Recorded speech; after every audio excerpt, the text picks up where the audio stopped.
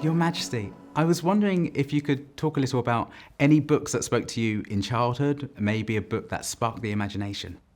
That's so difficult because there's so many books I read as a child. Or, you went through different phases as a child by loving this or that. But I think, I have to admit, in the end, I ended up probably being a sort of pony-mad child with Black Beauty, which I howled over night after night after night. And that was probably one of my favourites.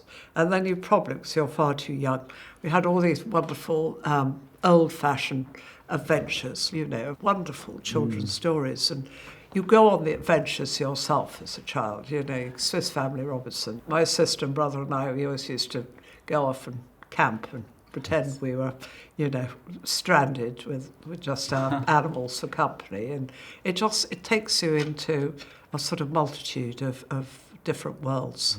Yeah, I think it is so special when you find those books that allow you to escape. Like I used to love the Ladybird fairy tales. Oh yes, they were and lovely. They had gorgeous illustrations and they were a little bit scary. Did you ever try the Grimm's fairy tale? Yeah. They were seriously scary.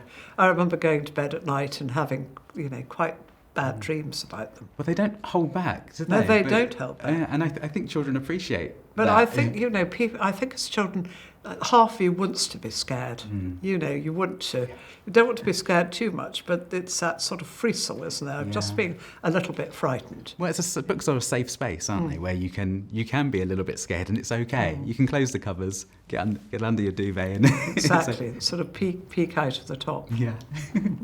Well, what were your favourite books? My favourite, I actually have one of them here. Oh, do you? Yeah, I was like really thinking about this. What was one of my favourite books? Because there's so many. But I remember my reception teacher reading There Was an Old Lady Who Swallowed a Fly. I don't know why she swallowed a fly, perhaps she'll die. Yeah, and I remember being completely delighted. And it's, the wonderful illustrations, which are by Pam Adams, but also the die cuts, the holes in the book. Oh, you had the holes there. Yeah, you saw exactly where the poor old fly just swallows larger and larger animals. Larger and larger animal. But I adored that, and I think because it was a little bit silly. Yeah.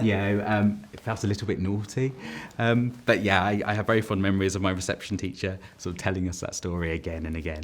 No, it's lovely to have the memories, isn't it? And would you be able to tell us a little bit, Your Majesty, about your experience reading to your grandchildren and why reading together is such a wonderful bonding experience? I mean, it was just a wonderful way of getting to know them, as you say, bonding, sitting on the end of their bed and just reading. We took it in turns to find our favourite stories. And what's lovely, it's really got them reading. I mean, properly reading. They are bookworms now.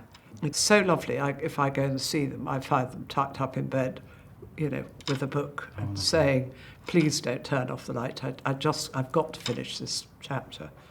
So, and I think it's something that if it's instilled in you at a very young age, you never forget it. Yeah. I remember my father, reading to us, and consequently, you turn around and you read to your grandchildren. Yeah. And I think I read every children's book. I mean, I could practically do them backwards. Harry McClary from Donaldson's Dairy. I mean, it's a real tongue twister, that one. I do often hear from parents saying, my child's made me read your book 15 times. And it's like, oh, I'm sorry. That's very It's nice. lovely. Because at that age, they want to go back to the beginning. Yeah. You start again, and then they want it read 3 or 4 times. Yeah. And woe betide you if you get anything wrong. Even slightly wrong. It's like, no, that doesn't happen. It is really nice when you see the pure enjoyment that children are getting out of reading. And, if you get that at a very early age, it's going to help you so much in future life, because the earlier you read, the more you're going to understand. The more books you read, the more you're going to understand about different places, different cultures, different ways of life, different everything. Yeah, and that skills for life, isn't it? And it leads to a whole host of benefits, and it's fun.